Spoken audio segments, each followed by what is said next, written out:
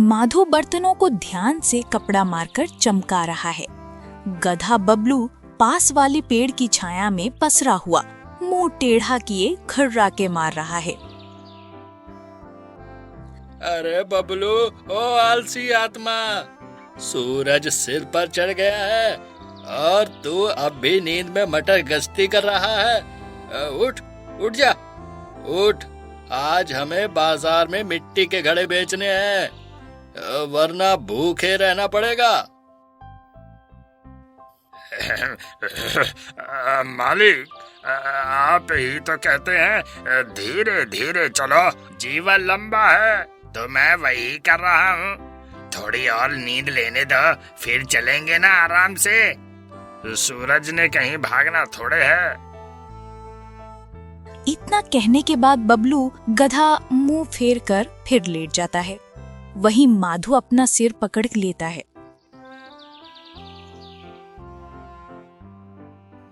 माधो तेज कदमों से आगे बढ़ रहा है, जबकि पीछे बबलू आधी नींद में पीठ पर मिट्टी के बर्तनों की भारी गठरी लादे पैर घसीटता चला आ रहा है। हवा में मिट्टी और बर्तनों की हल्की खनक मिली हुई है।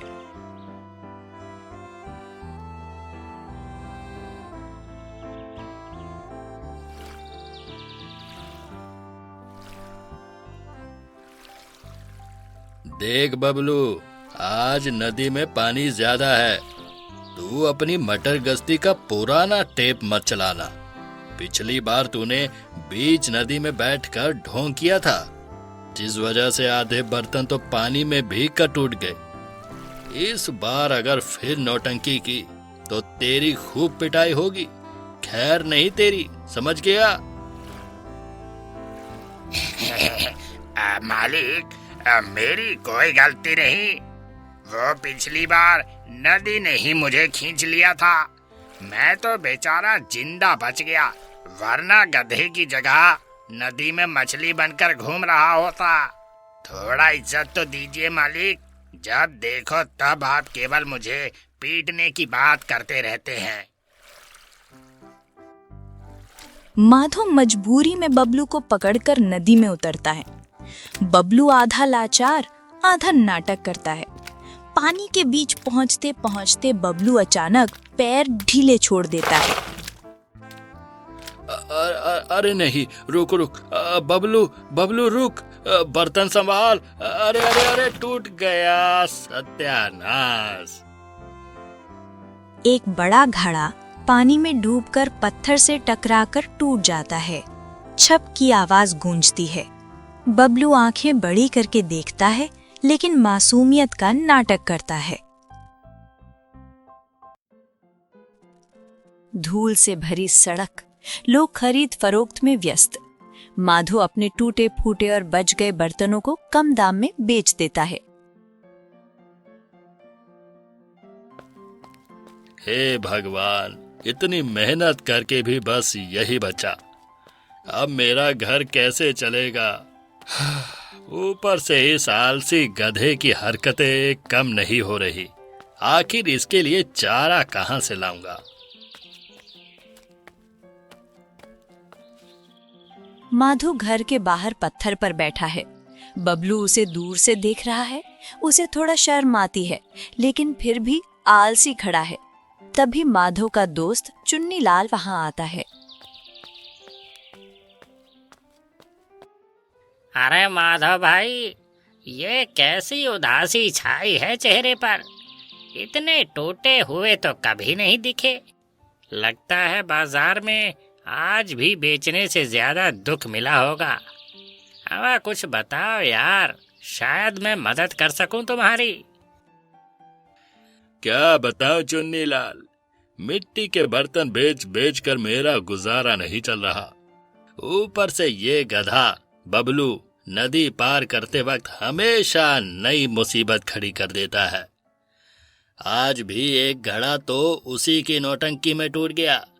बेचारे दाम मिले, वह भी बहुत कम। अरे तो मिट्टी के बर्तनों पर ही क्यों अटके हो भाई? सुना है बाजार में गुलाबी नमक की बहुत मांग है। लोग दूर दूर से खरीदने आते हैं उसे। अगर वही ले जाकर बेचो तो मुनाफा जरूर होगा। मैं तो कहूँ अगली बार नमक ले जाना, किस्मत चमक जाएगी तुम्हारी। माधव चौंकता है, आंखों में उम्मीद की चमक लौटती है। बबलू भी कान खड़े करके सुनने लगता है।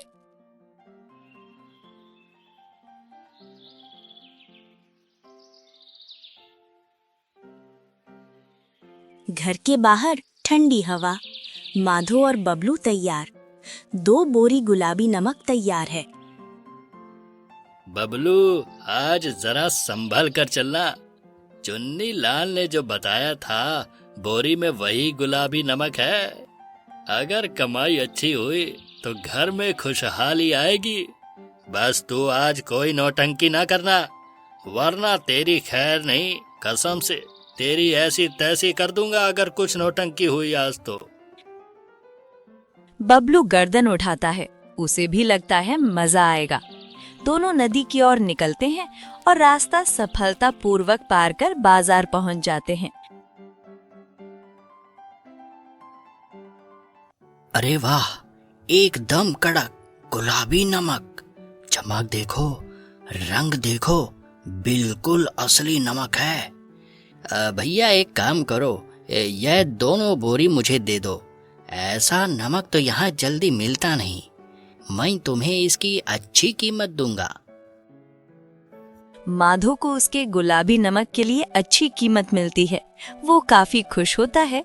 वो शाम को मुस्कुराते हुए घर लौटता है और पीछे बबलू भी कान हिलाते ऐसे चल रहा था जैसे सारी कमाई उसी की मेहनत से हुई हो।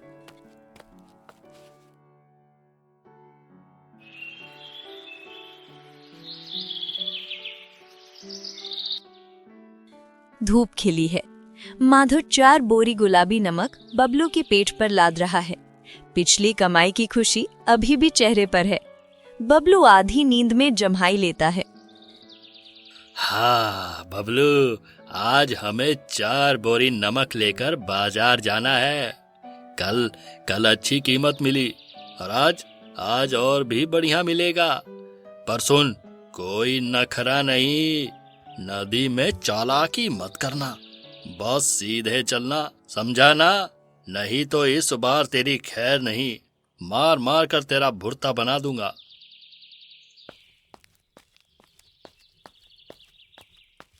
रास्ता, खेत, पेड़, चिड़ियों की आवाज, हल्की हवा। बबलू चलते चलते ऊँघने लगता है। अरे मालिक, रोज रोज इतना बोझ, मैं भी थक जाता हूँ। नदी आते ही थोड़ा आराम कर लूं तो क्या आसमान टूट जाएगा? आप तो बस चलाओ चलाओ, कभी खुद भी सोचो, गधे का भी दिल होता है भाई।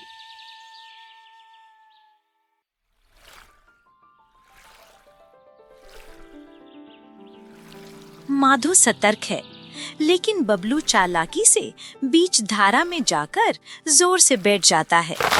पानी ऊपर उठकर बोरी में घुसता है। नमक घुलने लगता है। माधव घबरा जाता है। अरे पगले, क्या कर रहा है? उठ उठ उठ, जल्दी उठ। बोरी में नमक था, पानी में घुल जाएगा। मेरी मेहनत, मेरी कमाई, मेरा सपना सब पानी में बह जाएगा। अरे रे रे रे, तू क्यों मेरी कमर तोड़ने पर तुला है? उठ उठ, वरना आज हम दोनों बर्बाद हो जाएंगे। अरे उठ जा रे। पर बबलू गधा अपनी हरकत नहीं छोड़ता है। वैसे ही बीच नदी में पानी में बैठा रहता है। कुछ देर में पूरा बोरी का नमक नदी में घुल जाता है। वहीं माधव खाली बोरी लेकर घर पहुंचता है और मन ही मन में सोचने लगता है कि इसका इलाज जरूरी है। भोजन दूं मैं, देख रेख करूं मैं, और ये आलसी गधा मेरे काम से ही कतरा है। हा, मेरे भरोसे का मोल ही नहीं। वाह, अब इसे सबक सिखाना जरूरी है, वरना एक दिन ये मुझे सड़क पर ला देगा। हाँ, कोई बात नहीं बच्चों, कल तुझे समझ आ जाएगा। अब देख मैं क्या करता हूँ।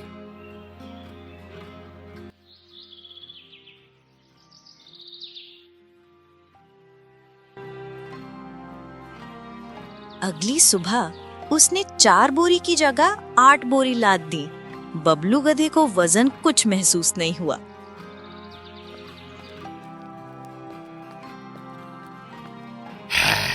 अरे वाह, मालिक ने तो बोरी 2 गुनी लाद दी, लेकिन वजन तो महसूस ही नहीं हो रहा। चलो, इससे क्या फर्क पड़ता है, जब बीच नदी में जाकर बैठना ही है और हल्का हो जाएगा और फिर आराम से घर लौट आएंगे। नदी पर पहुंचते ही वो फिर बीच में बैठ गया, पर इस बार माधो चुपचाप मुस्कुराता रहा। थोड़ी देर बाद बबलू गधा उठना चाहता था, पर बोझ कई गुना भारी हो चुका था। अरे मालिक, ये क्या हो गया? कल तो बोझ पानी में हल्का हो गया था, आज तो जैसे पहाड़ लाद दिया हो। हाय, उठने की कोशिश कर रहा हूँ तो लग रहा है जैसे मेरी कमर टूट जाएगी, और आप खड़े मुस्कुरा रहे हैं। आखिर हाय रे, आखिर आपने बोरे में क्या भर दिया है?